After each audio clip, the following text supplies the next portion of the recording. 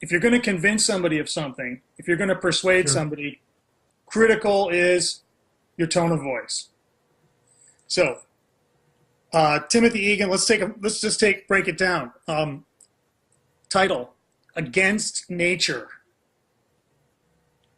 From there, it's Your first thought when you see something like that is what?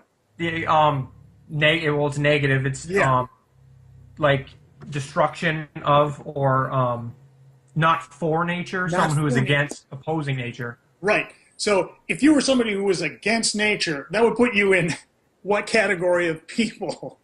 Exactly.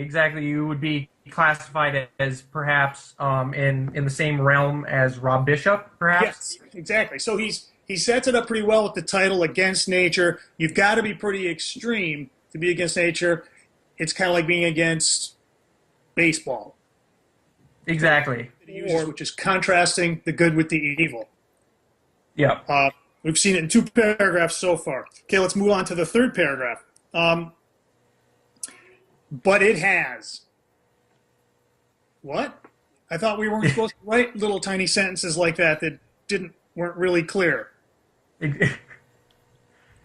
And honestly, what he's trying, it works there because Exactly. he's it's an effective transition from that paragraph where he's saying that this feckless Congress has let the Land and Water Conservation Fund die, which he is almost insinuating as in murder, which I think Right. will go on further in the piece to say that Rob Bishop is instituting this murder of this fund as a chairman. Exactly. So Exactly. it's an effective transition. He's answering a question that need not an answer. Right. Exactly. It's rhetorical. We know where he's going with it. Needless to say, but it has transitions us. Now we're going to see. Well, let's see how that works. What does he mean? So he's got this blunt force, very brief, short, powerful sentence. Neighborhood playgrounds, walking trails, bordering bustling cities, national parks, beaches, bridges, bike paths, and birding sites. What's he engaging in there? What technique? He's using he's listing things that are going to appeal to the reader definitely as things that they treasure or care about. Okay, it's a pretty long list.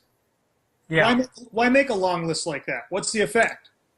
Um, to try to hit home. Well, I mean, if you're maybe to make a full connection with the entire audience. Okay, so create emphasis. Yeah. So, what are the connotations associated with the word imperiled?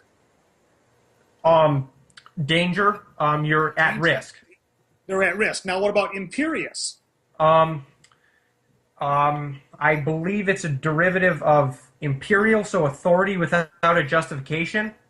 Exactly. So, simply because they wear the crown or they have the noble robes, they can It's do yes. whatever they like. Exactly. So, good observation. He connected the word imperiled and imperious. So we get the repetition of that imp sound, but we also get the image of uh, somebody behaving in a way where they can act with impunity, do Sure. harm, and not pay the price.